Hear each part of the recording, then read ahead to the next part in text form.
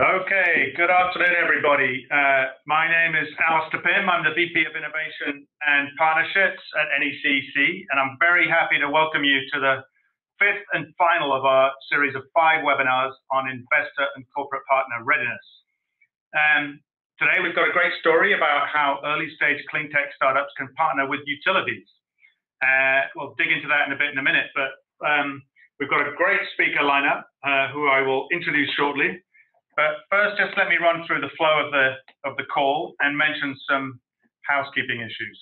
So I hope you can all see the slides through the Zoom conference and that you can hear everything clearly. But if you don't, just send a note to Daniel Goetz, who's sitting beside me, who will also take your chat questions. We're going to be recording the webinar, and we'll share a link to that recording on our YouTube channel after the event. And we'll also send the slides out to everyone too. So we hope that means you don't need to take too many notes. I would like to say now, thank you very much to our sponsors, the Massachusetts Clean Energy Center and NYSERDA, the New York State Energy Research and Development Authority, who sponsor us to drive innovation and acceleration of the clean energy sector in the Northeast. Now, for NECC, we're the Northeast Clean Energy Council. The Northeast includes all of the 6 states of New England and New York. And throughout these 7 states, we have an extensive network of startups, of investors, of corporate partners, utilities, other types of customers, and professional service firms. In fact, everything that we believe a clean tech startup needs to help them start and grow and scale their business here in the Northeast.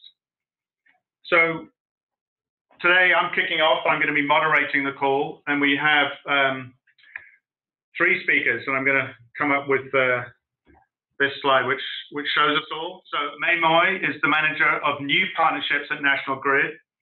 We have Andy Frank, who's the founder and CEO of Sealed, and then Noel King, who is the business development director at Sense.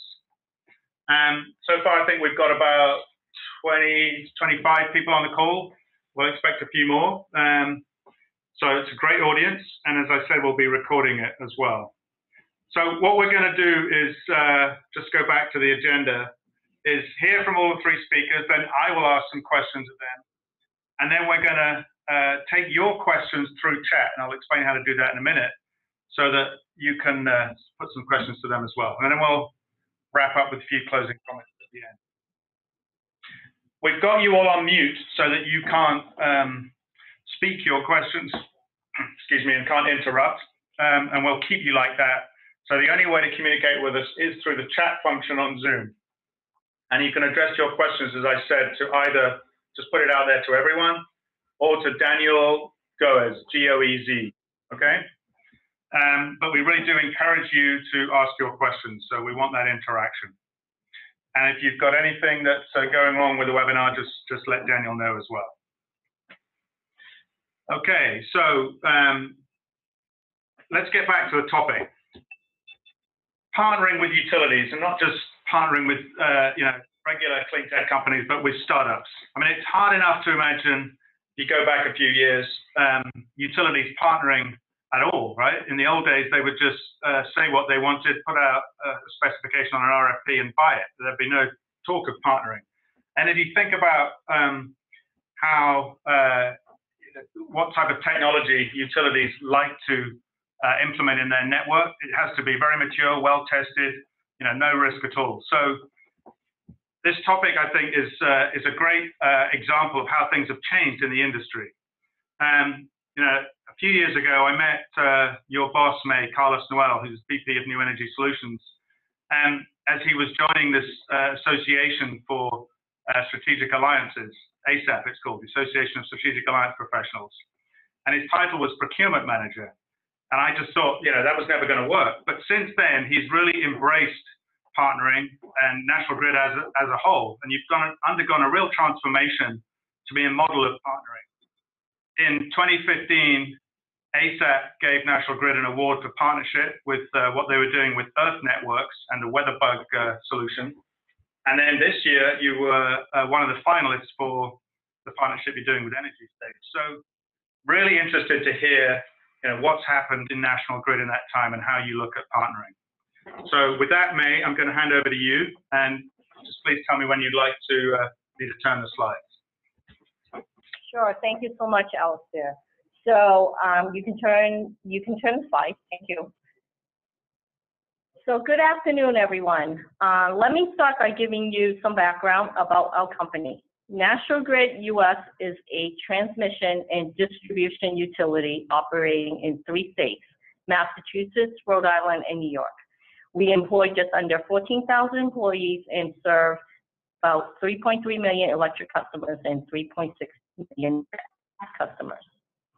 Given the rapid pace in which the energy landscape has been evolving, back in 2015, our leadership thought we need to form a new team called New Energy Solutions to help transform our company into the 21st century. The main goals of this team are to focus on modern gas systems, and more importantly, to ensure a resilient and integrated electric grid. We also saw the need to expand the role of the utility beyond a biased company to drive growth and customer value. Our main focus is to develop and test solutions our customers want versus making our customers want the solutions we develop. We can't do it alone, and are focused on working with the market or third-party solutions to drive customer value. Next page, please, Alistair. So our approach to partnering is really, what we start with is really our customers' needs. We try to understand what our customers' pain points are and what type of solutions they want, and then we work on finding the right partners that will help us to develop the innovative solutions to solve that need. We found that if we generate a whole library of solutions without clearly focusing on our customers' needs first, we fail to deliver on customer value. In addition to understanding our customers' needs, we also need to make sure we are aligned with our partnering objectives when exploring partnerships. We explore partnerships with potential companies in many ways, at conferences and through our partnerships with incubators such as Greentown Labs in Massachusetts, Elemental Accelerator in Hawaii, where we just recently started the partnership with, the Urban Futures Lab in New York, as well as the Clean Tech Open and NECEC in New England, which Greentown Labs and the Urban Futures Lab is also a part of. More specifically, in New York State, in order to advance New York State's Reforming Energy Vision, or REV goals, a new portal was launched this past summer to help facilitate the deployment of new technologies and business models. This portal offers a central forum for third parties to submit project ideas that are matched to utility opportunities. The main goal of the portal is to provide potential partners with easier access to information about the many opportunities that the utilities are looking for in order to help advance REV demonstrations, non-wire alternative projects, and other innovative projects. Next slide, please. We will explore partnerships with companies large and small, but we found we can listen and learn a lot by working with smaller, innovative startups who are more nimble and agile. Companies like Sense and Seals, who are on this panel, are startups that we've partnered with to accelerate growth. We've partnered with Sense mainly because of their innovative technology, and with Seals because of their innovative business model. Both companies have innovative solutions, which we are working on deploying with our customers to test and learn. The goal is to use the learnings from these demonstrations to better inform us on how to improve programs for scalability and viability. So being a regulated business, oftentimes we are more reactive than proactive. Across all 3 of the jurisdictions we serve, our regulators have been asking us to focus on delivering more innovative solutions. New Energy Solutions and Sense decided to partner and have been working together to develop use cases to test out first in Rhode Island. Noel King, who's on this panel as well, will talk a little later about the Sense technology. But essentially, the Sense technology is a home energy monitoring device which can disaggregate load to help customers manage their energy usage. The use cases that we've worked on and identified and plan on testing are all listed here on this presentation. A use case that's top of mind is, can Sense help us decrease accounts in arrears, especially in our low to moderate income segment? Another is, can the Sense unit reduce the large volume of high bill calls that comes into our call center? For example, I have a family member who experienced a huge spike in her heating bill last winter. She called a utility, and in this case, it was Eversource, to inquire about her high bill. The customer service rep walked her through the calculations and said the bill seems correct, and it just appears she may have just used more energy this month, but they'll send out a technician to check the meter. When the technician came out, he checked the meter and said, the reading is correct, and indicated that perhaps there may be a problem with an appliance in her home. This prompted my family member to call in an electrician, and in the end discovered that it was her sump pump that was the issue, and it was not turning off and continuously cycling on. So as you can see in this case, by now 2 bill cycles have passed and she had to pay another high bill. So with this demonstration, we are hoping to improve our customers' experience. We also like to learn if we can mitigate those high bill calls, which will help our bottom line, because we would not have had to dispatch technicians out to troubleshoot. Our customer service reps will be able to refocus their time in solving other customer issues, and our customers will be more empowered and in control of the health of their own home. So we're currently working with Sense to deploy 400 units this coming March in Rhode Island to test out these use cases. The learnings from these use cases will help to inform us in designing the right programs that will deliver value to our customers at scale. Next slide, please. With Field, National Grid has executed 2 partnerships. One is a REV demonstration project at 2 sites, New York City and Long Island, where we aim to test the challenges and assess the benefits of the emerging micro CHP technology. This technology allows customers to generate electricity from the gas in their home and can also provide them with free partial backup power when needed. New Energy Solutions and Field are collaborating their efforts in order to conduct this project to demonstrate the applicability of partial financing with our customers by using a shared savings model. Field's goal from this partnership is to identify financing options for this emerging micro CHP technology by using the learning and findings from this project. They are essentially interested in simulating this service to see what customers will value and what the customer's interests are in using this as a means of financing. For New Energy Solutions, our goal is to demonstrate new business models and new technologies through thoughtful innovation, measurement, and verification in partnership with our business and community stakeholders. Finally, the other project we are working on with Seal is helping our customers convert from oil to gas through Seal's Home Advanced Financing product. Andy, who is also on this panel, will delve into their product offering in more detail later in this presentation, but essentially this product gives homeowners a no-cost home upgrade package via a simplified energy billing experience. So in summary, we've found 2 great partnerships that we're currently working with, and we're planning on testing and learning a lot from these demonstrations to really drive innovative solutions and customer value that will benefit our customers, our company, and also our partners. Thank you. That's great, May. I will come back to you later with some more questions, but let's move on and ask Andy, CEO and founder of Sealed, to speak next. Excuse me. Great. Thank you, Alistair, and thank you, May, for running through the National Grid side of things. So what I'm going to talk to you today is a little bit very high level about what we do as a business, how we have learned to partner with utilities, how we've been able to get what we think are triple wins, so good for the customer, good for our utility partners, and good for us, and some of the lessons we've learned along the way, some principles that we apply to these kind of partnerships. So first off, next slide, please. Just a little bit about Sealed. So we are a financial technology company that's based in New York City. And what we do is we finance home upgrades with energy savings.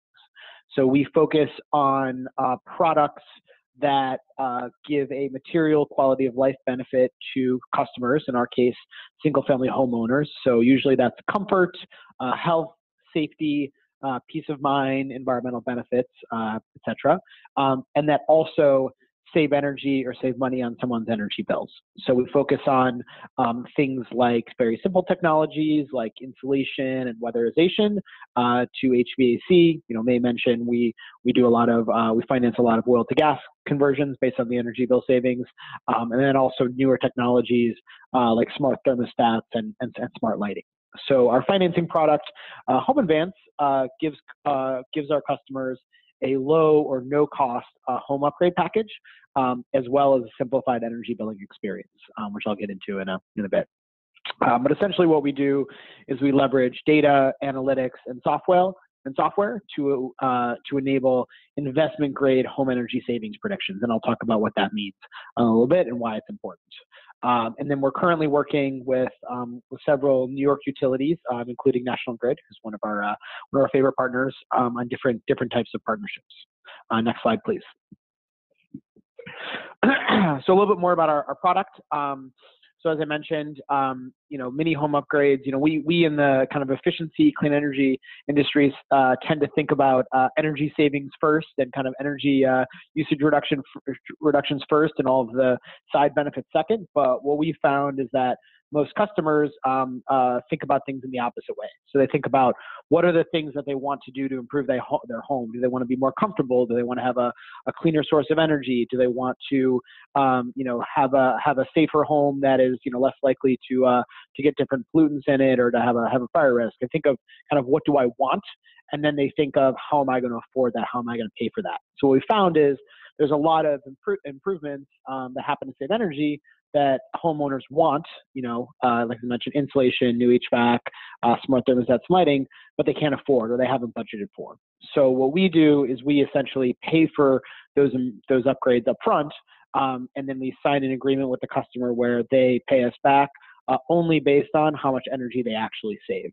So we set a baseline for them, and every time a new utility bill comes in, we pay their actual utility bill on their behalf as their billing agent, and then we charge them for that pass through plus the amount of energy that they've saved. So for the customer, they can pay about the same energy bill that they're used to paying. They're not increasing their kind of monthly budget while getting a better home and a higher quality of life. Next slide, please. So, first, before I get to utility partnerships, I'll talk about other partnerships that are very important to us. So, to do this, obviously, to be able to offer this kind of thing, first and foremost, we have to create a product and create a source of financing that can be accepted by banks and by other financial stakeholders.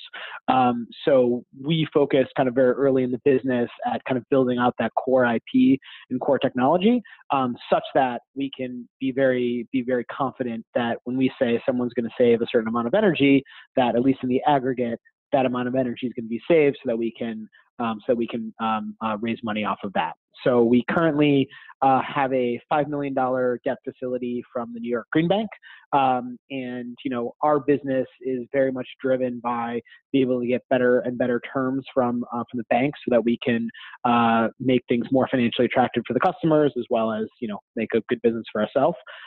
So earlier this year, we actually also announced a first residential energy savings insurance policy from a company called Hartford Steam Boiler, a large insurance company. And what that does is, excuse me, it allows us to basically de-risk the energy savings to important private sector partners. So we're able to basically make energy savings look a lot more boring. So I always like to say our business is built around making things really exciting and valuable to our customers and making them really boring and simple to the banks. That's what we're focused on in terms of private sector partnerships.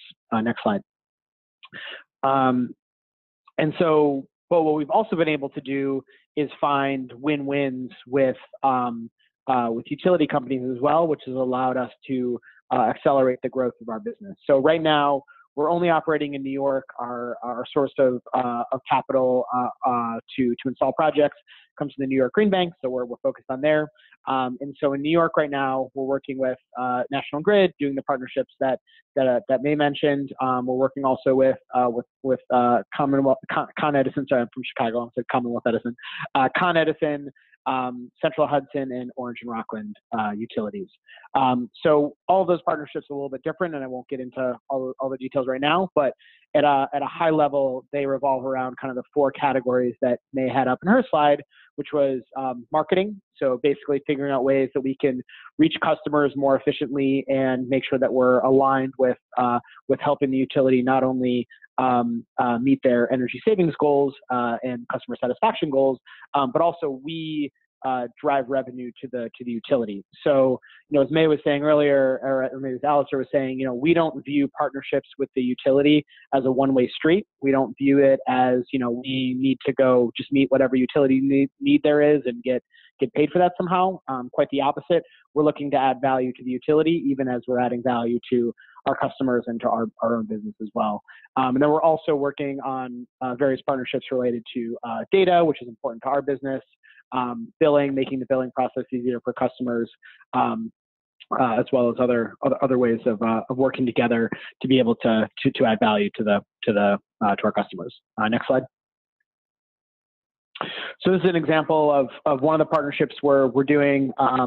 We basically offer our Home Advanced Comfort Package, which is insulation, air sealing, smart thermostat, and lighting for customers that are qualified for no cost to them, and all the customers pay are based on their energy savings.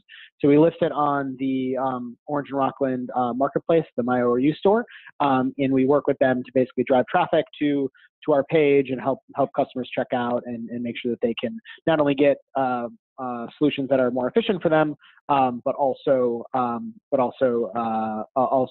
make them more comfortable and add a lot of quality of life as well. Next slide. So, having worked with, a few different utilities now on various partnerships, there's some kind of principles that we've gleaned and kind of best practices of how we've learned to work well with utilities as an early stage company. So the first one, and I think probably the most important, is to clearly define the benefits to the customers, to the company, in our case, Sealed, and to the utility, right? It has to be really clear how everyone wins and making sure that everyone's aligned with those goals and how that works. So for some of our partnerships, for example, right, the customers win because they are able to get a lot of upgrades to their house at no additional cost to their current energy budget. Sealed wins by being able to leverage the utility by reaching more customers in a more cost-effective manner, and the utility wins because they're not only able to accelerate the market to reach energy savings goals, but it also becomes a revenue stream and also a way to provide another service to their customers and boost their relationship with their customers more generally. So that's kind of the first thing, is really defining where the benefits are. The second is to really focus on areas where the utilities have a unique value, right? There's a lot of things utilities can do theoretically, right? We're not talking to them mostly about things that they're not capable of doing, or that are kind of outside of their core competences. So for us, it's what are the things that are unique about a utility? Obviously the brand, that everyone knows who their local utility is. Data is something that's really important, right? Utilities have a lot of really valuable data that can help accelerate the market. They have a billing relationship. They have responsibility for meeting energy savings targets, which bring a lot of kind of unique values in play. So how do we kind of leverage those unique values? I'll say the third thing as well, what we found, and I've been on both sides of this, is to wherever possible, avoid regulatory approvals or roadblocks.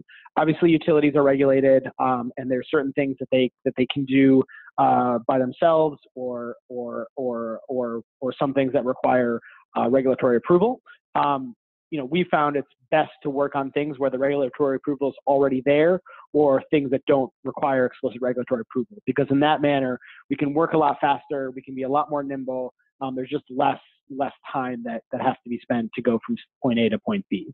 And kind of to that point, we found it's best to define these potential partnerships in a collaborative and not necessarily a competitive manner. So, a lot of times when you sit down with a utility or any other partner, frankly, you don't know, you may have a general idea of how things should work well, but you don't know exactly. And we oftentimes find it's better to have those conversations together and work through solutions as a partner, rather than, someone saying, hey, this is what we want, tell me how your firm can deliver it, and kind of having a much more kind of structured process. We've had our best results when we've been, in the weeds with our utility partners, running a campaign, seeing how it works, adjusting, making changes, and kind of getting better and better. So I think that's been really important for us.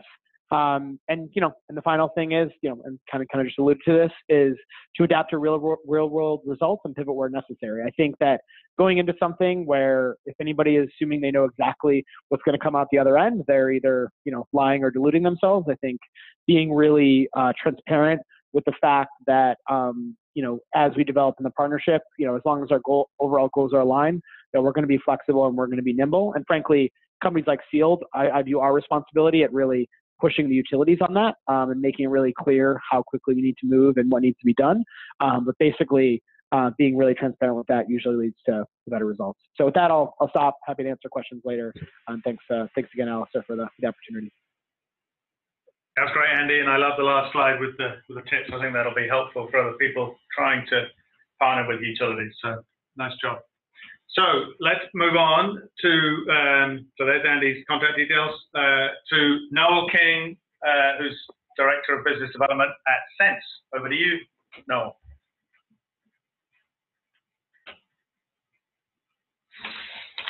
Are you on mute, Noel? Because we can't hear you.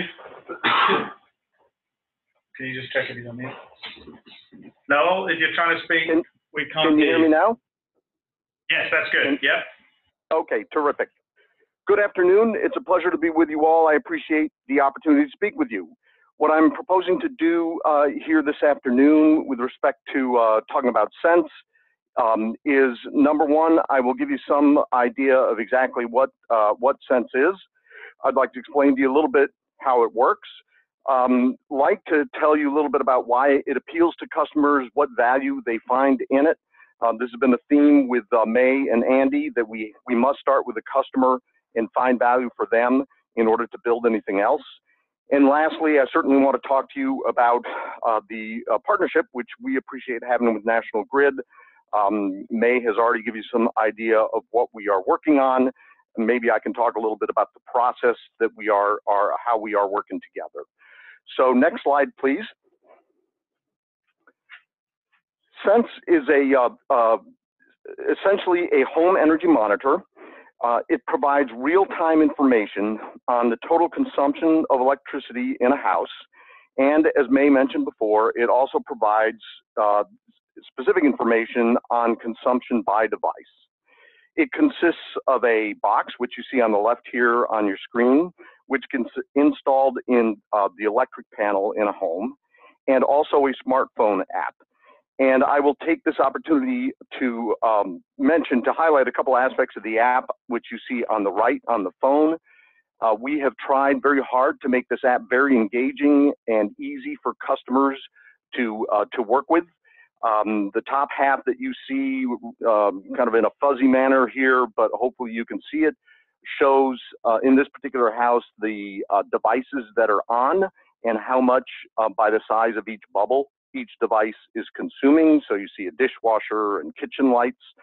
And then the second thing I will highlight for you is down below, and this is actually pretty important, as you'll see in a minute. We also have what we call a timeline or a newsreel. It's hard to read here, but it'll show you essentially the user when things happened in your house, when your garage door was opened and closed, when your dryer turned off, how long your vacuum was on for, and at what time. Next slide. Let me explain to you now a little bit about how Sense works. First of all, the installation. We have worked hard to make the installation very easy. I had mine installed about 6 weeks ago, and it literally took 20 minutes from time the electrician showed up at my front door to the time I was registering on the app. So we've tried to make it very straightforward. It does go inside the panel, and that's why we urge people to use a licensed electrician. The wires, there are a couple of wires that you see in the lower left. The CTs go around the main feeds, so that's how we get the electrical signals. And then there is the box itself gets powered. It only consumes about 4 watts. And lastly, there's a Wi-Fi antenna which links into the Wi-Fi, the home Wi-Fi, to be able to transmit data up to the cloud, and also, of course, to the app. In terms of the actual approach, the actual technology, and what makes this different, we sample electricity at a very high rate, at about 1 million times per second. This gives us very high resolution information. Each appliance, as you probably already know, in your house, leaves a very specific electrical signature as it consumes electricity. A refrigerator will cycle on and off. A heater will ramp up and obviously only stay on until you turn it off. And what our software does is to identify and recognize these patterns and compare them to a library of patterns that we have up in the cloud, and using that library, identify specific appliances within your home. It's very similar, and in fact, the concept was based on early work by Sense founders in speech recognition for smartphones. The last thing I want to mention to you in terms of how it works is there's a network effect, and what we mean by that is as more and more monitors get installed in different houses, we get access to a lot more data. Our data scientists get access to a lot more data. The monitors get exposed to all different types of devices. And by using that new information, it enables us to increase the number of devices that we are identifying, not just in any specific home, but throughout the entire population. Next slide, please. So let me tell you a little bit about the feedback we've gotten from customers in terms of how they are using the monitor and the value of it for them. We think of it in kind of 4 categories, although there's certainly overlap across them. The most obvious one for potentially, especially in a utility context, is energy awareness and control. And I'll give you an example of that in a second. I think the most simple example I can give you right now is when I had my Sense installed, I thought that I had already throughout the house put in either CFLs, compact fluorescents, or LEDs. My kids used to refer to me as the light bulb Nazi. But it turned out when I put the monitor in, I discovered a couple of locations where we had actually not swapped out the incandescents, and they were consuming a lot of electricity. So there's a real-time immediate feedback you get that helps you understand how you're using energy and control it better. But that's not really the only thing that people, a lot of people, energy is not the most critical thing for them, and they get other benefits that become over time as or even more important. So on the right in this picture, home awareness, I had a utility executive explain to me that he really enjoys having the Sense because every afternoon of the week, in the weekdays, 3 or 4 p.m., he can see that his son has gotten home from school because the light in the refrigerator goes on as his son is grabbing a snack. So just helps him understand what's going on in his home and helps him feel better that his child is home and secure. Speaking of security and reliability, there are many approaches to using the monitor that help improve people's sense of security and the reliability of the equipment in their home. So as an example, people have told us that they've used the monitor to help them realize whether they left the garage door open or not, whether they left an oven on or an iron. on that they need to somehow take care of. We've also seen, from a reliability perspective, customers coming to us with equipment faults that they have identified and fixed. An example would be a high air conditioner consuming at a high rate during a heat wave, but consuming much more than the homeowner typically expected, and finding out that the condenser fins were clogged and the air conditioner was not functioning properly. So again, one other use here is learning about your equipment and either fixing it when there is a problem, and over time we are hoping to turn this into the capability of anticipating and fixing problems. And then last one, briefly, control and automation. We have one customer who uses the Sense, says set up an alert that tells him when his dehumidifier has been off for 4 hours. That tells him that the dehumidifier is full and he needs to go empty it, so he doesn't have to wander down to his basement on a constant basis to check that. Next slide, please.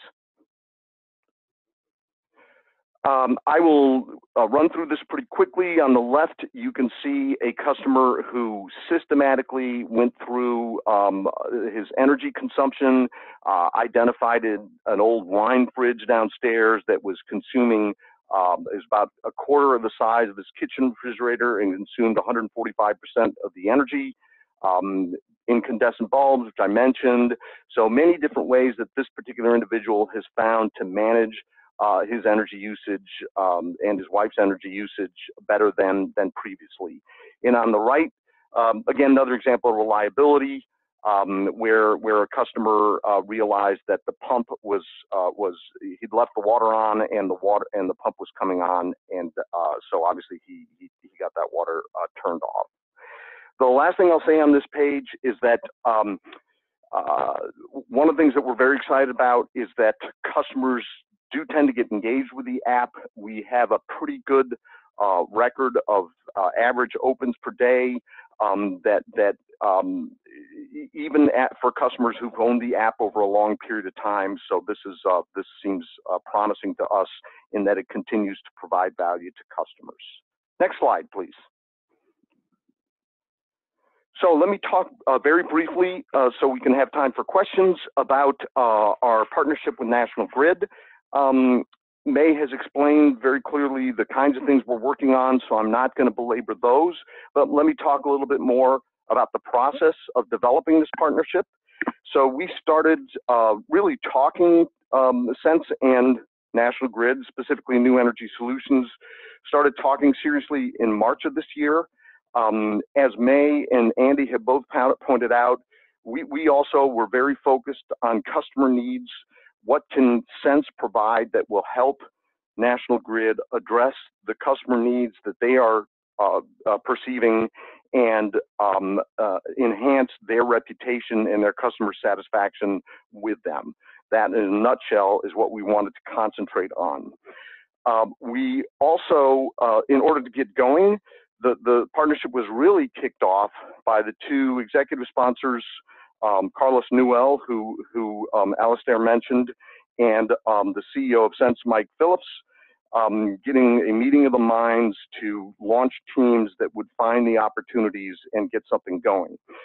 Obviously, we wanted to get some demonstration projects up and running so that we could understand customer preferences better and hone our solution, the Sense Monitor and the app, in order to be able to scale effectively and quickly in the future. So the project teams, one on each side, have been working pretty systematically with weekly communication to define the opportunities for the demonstration programs. That's where we're at now. We are looking forward to launching in March of next year, as May mentioned, and I think so far we've been very enthusiastic about the opportunity to partner. I think it has been very important and a learning experience for both sides to understand the other side's business model and strategic priorities. And I think that underpinning has made developing the partnership a lot easier. So let me stop there and we can turn Alastair back to you. That's great, Noel. Thank you so much. And you've given me some good thoughts on how to sort of bounce back a few questions. So, as I said at the beginning, I mentioned this association of strategic alliance professionals, right? So I spent about 20 years managing strategic alliance partnerships between large IT companies and energy companies, and was a member of ASAP because I wanted to sort of understand best practices. And so, you know, we developed our own, but we learned from others as well. I think there were four key things. One, you've got to have sponsors on both sides. So Noel, you mentioned that, which was good to hear, right? You needed someone at the higher up in the organization who has resources and you know, sees the impact on the business. Secondly, you need to have strategic alignment. And I think you touched on that, Andy, and you touched on it as well, May. Third, what I call governance is like having a plan and then reviewing it. I'd like to dig into that with all of you. And the fourth one is trust, right? So it's clear that you have good relationships there, but how do you build up that trust? So I sort of want to dig into a couple of places. But I have this, what I call governance issue first. So Noel, I'll start with you. You said that you know, your CEO, Mike Phillips, and Carlos Moll sort of kicked off this relationship. And you know, it's a sign to go and look for opportunities. So did that develop into a plan? And how often do you kind of review progress back with those two sponsors, as I would call them? So yes, Alistair, that is what developed into a plan. We started with really a lot of brainstorming.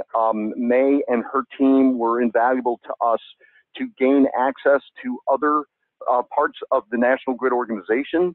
Our monitor, because you can use it for energy efficiency, and you can use it for demand response, and you can use it to help low and moderate income customers, it cuts the interest in it within National Grid cuts across multiple organizations. So it was absolutely critical that Grid side take the lead in connecting us so that we could jointly sit down and brainstorm where the best opportunities were.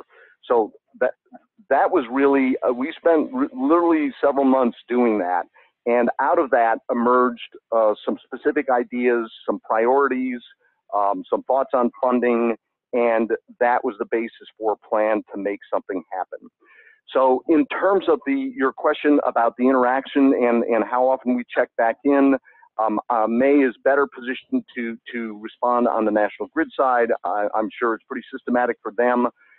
At Sense, we are a pretty small company, and our CEO, in fact, I talked to him this morning about our partnership with Grid, and he's very plugged into what's going on. What we've probably done less of and should probably do more, there's been good communication between Carlos and Mike, and we should probably, and May, we can talk about this at some point, we should probably, get everyone together, and I'm sure we'll be doing that as we move from planning to launching. That's great. No, so good to hear sort of how it's evolving. So maybe I should ask you, May, how do you see that sort of governance in action, and how does it work from your perspective? Okay, so what Noel explained is really, in my mind, the initiation and approval phase. So we basically worked together, collaborated. We came up with, we went through the brainstorming process to come up with, the different use cases on, how we could, potentially go to pilot and learn from this demonstration.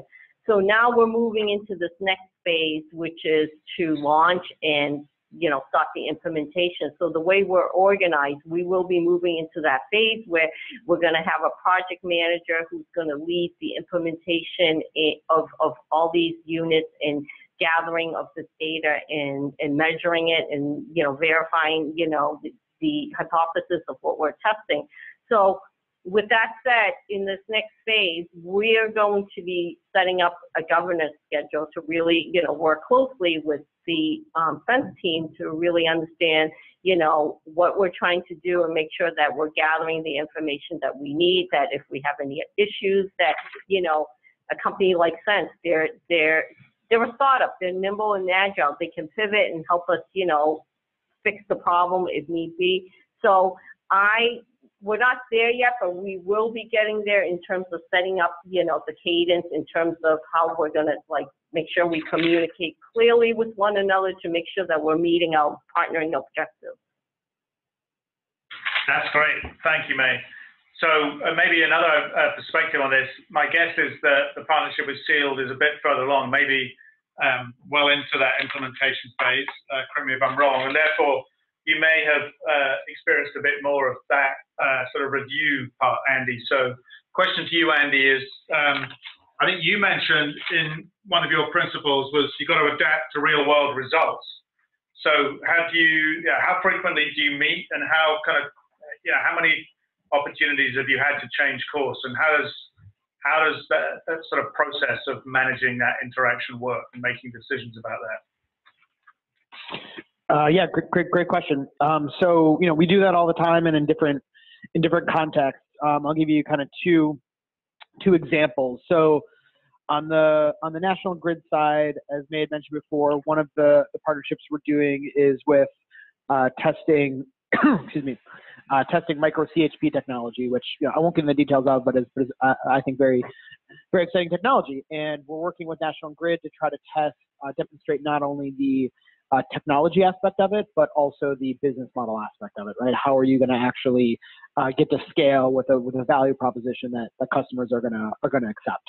And so, you know, one thing that we did, kind of putting this together, you know, Sealed, we said, okay, this is how it's going to work at a high level. And then as we went through, we get models of like, here's what we think the system looks like, et cetera, et cetera. And, you know, the National Grid team kind of said, okay, Sealed, go do your thing, you know, give us a final agreement. And we, you know, made sure that we were being disciplined with what we know the market's going to need. And so what we did, we said, hey guys, hold on a second. I know we want to move fast, but let's first create a financial model that we can plug into and be really confident of as confident as we can be at this point of the inputs. And let's see what this is actually going to look like, and have an intelligent pricing of what that final proposal looks like, so we're all on the same page. And that was a process where you had to go back and forth and say, well, if this, then that, what are the assumptions that we think we agree on? And the end result, frankly, was sometimes where Sealed would say, look, I don't think we should offer this customer, we know it's a demonstration, but we don't think we should at least initially offer a customer as good of a deal as what you wanted to do with the demonstration, because that's not going to be what the market's going to offer. So we need to be a little tougher, at least at first. And that was the kind of back and forth that we've had, which I think was very, very healthy for all involved. Secondly, you know, we were running with one of our other utility partners, running a series of marketing, and we, you know, kept running kind of the same message, which was kind of the standard energy efficiency message, which is like, you know, get a free home energy audit and, you know, see how much energy you can save, kind of et cetera, to get people in the door. And we saw some initial success with that, and over time, you know, the response rates go down and down. And so we said, all right, you know, we're seeing diminishing returns, and frankly, we'd like to try some different messaging anyways. Let's work together to define, you know, a totally different message, which we turned into our home comfort package, which I showed you before, and let's see how that message works and how that conversion looks like down the funnel. We launched that. So far, great results, and, you know, basically being able to sit down, and it's usually every time a new campaign goes out, so it's usually every month or two, kind of practically speaking, but it depends a lot on the partnership and what you're doing. But those are kind of two examples of how we've partnered with utility to be nimble and pivot where necessary. That's great. Excellent. Thanks, Andy. Any perspective to add on that, May? No, I think everything Andy says is right on. We work, you know, in partnership and in collaboration in terms of, you know, developing, you know, the cadence and really trying to make sure that we're all continue to be aligned in how we want to move towards, you know, meeting these objectives. That's great. So I want to pick up on one question that's come in from our audience, which is, I'm going to read the question, but I'm going to reframe it, which is, what type of regulatory approval is required for these partnerships? Andy, you mentioned that you want to avoid regulatory approvals, and you also sort of said, you know, it's better to develop a partnership outside of RFP. So knowing that a utility is regulated, did the regulatory landscape play any role in the establishment of your partnerships? And I know that, for instance, in New York, in the REV initiative, they're encouraging demonstration projects. So was that under the regulatory landscape, or is it completely apart from that? So maybe each of you, if you could all comment on, what sort of regulatory landscape is or structure is around these partnerships, and if it had any impact on the development of the relationships. Yeah, great question, Alistair, and great question too. I think I see I'm not pressing that question. I'll try to take a shot at it first. So to be very clear, I think that the regulatory landscape is extremely important for whether the right conditions are set for utilities to effectively partner with companies like Sealed. So there are, certain states in the country where, frankly, we wouldn't even have we wouldn't be confident in being able to do a successful partnership with utility. No fault to them, just the way that the regulatory landscape looks like. It's not very possible. So I think regulators setting a landscape where it makes it easy for early stage and kind of market-based partners like Sealed to work with utilities is extremely important. So that's kind of the baseline. I think it's also important for companies like Sealed to understand and appreciate the regulatory landscape and the regulatory dynamics that the utilities have, because there are certain things that you can do at a small scale without a lot of regulatory friction. But if you're not planning for the future and how that actually scales, you can get in trouble or not maximize the full potential of that partnership. So one thing that I think is really important from the both the utility side as well as the startup side is to engage both the regulators and the regulatory kind of point people at the utility as early as possible. And so the kind of ideal dynamic is you don't need permission to get started. You have that flexibility. You're not being stopped by any roadblocks. You don't need to wait for an order to happen or for all the kind of regulatory machinery to happen. But you're involving the regulators and you're involving the regulatory stakeholders in the process early on, so they get comfortable. They maybe give feedback of, hey, this is how we think about things, so you should maybe adjust things here and there. That's all super helpful. And frankly, I'd say if anything, the places where we've had the biggest challenges is when the regulators are not involved in the conversations early enough, or when they're not providing as much guidance as they could be. So I think it's very important.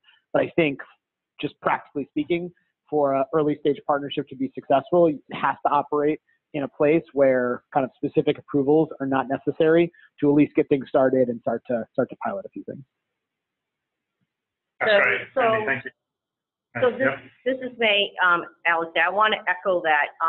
The way we're organized right now as a utility, we what Andy just said is so important. We have early relationships that we're constantly, working on building with our stakeholders. So we're constantly, through our rate case proceedings or just normal interactions, we're constantly talking to our regulators to really know what they want. And, more and more across all 3 states, they're looking for us to work with, animate the market and work with startups and companies that have innovative new technologies. So in order to move at a quicker pace, we need to work with these type of companies that will allow us to test our solutions in a really quick and nimble fashion, where we could just pretty much iterate, maybe do a small pilot, get some user feedback, rapidly prototype that idea and iterate and get user feedback and, maybe refine the solution. So I want to say that, the regulatory landscape is so important in those conversations in letting us know what exactly they want us to do. And if you think about specifically to New York State, earlier I spoke about the Rev Connect portal. The regulators recognized that there was this real impediment to advancing new ideas in that state and project implementation. So they essentially funded this, portal to be developed to help, create and facilitate the generation of ideas by matching, these companies with these innovative ideas to the utility in order to, really facilitate the process. So that says a lot for the regulatory bodies really wanting, the utilities and the partners to really come together in driving innovation. Yeah, very clear. Thank you, May. So I mentioned like 4 best practices: sponsorship, we've talked about that; strategic alignment, we've talked about that; governance, talked about that; and the final one is trust. So what I detect from what you've been telling me is there seems to be great relationships building here between National Grid and Sense, National Grid and Sealed, but also with the regulators as well. So it's like a bigger environment, bigger set of stakeholders that you have to build trust with. So has there been any particular moment or sort of activity that you've done to really help build that trust that has helped you get where you are today? And what do you see you need to do in the future to keep on building that trust? And I'll start with you, Noel, because we just heard from Andy and May.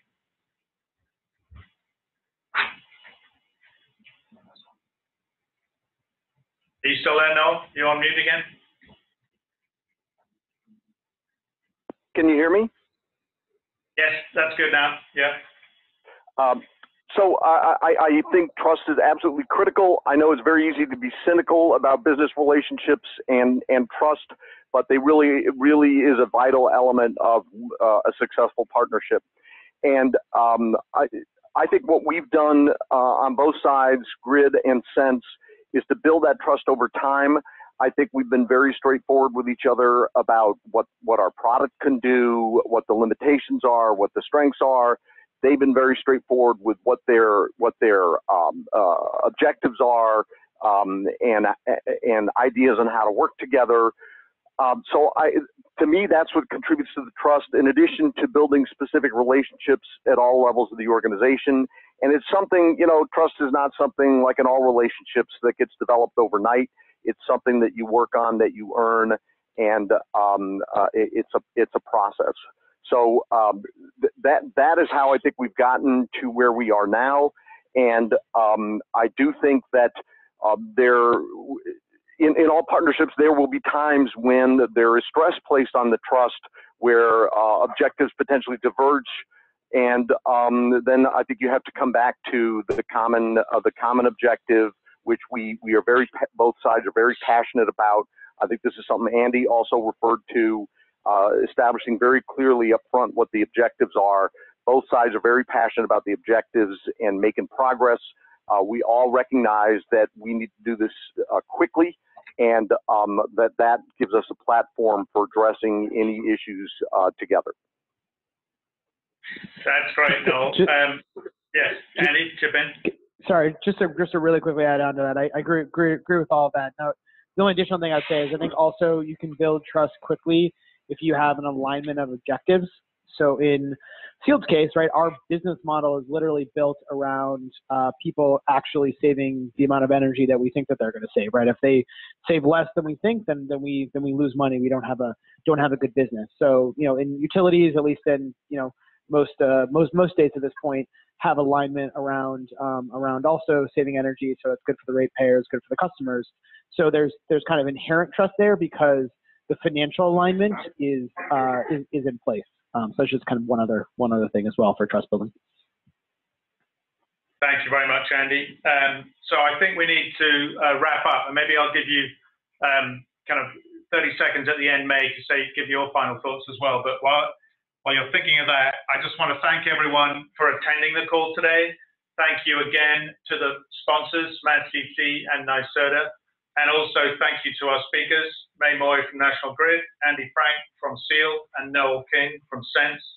And remind you all on the last slide here that you can go back and listen to all of our webinars. They'll be posted on our YouTube channel and be there to share and to dip back into. So thanks again. May, if you have one final thought for 30 seconds, back to you.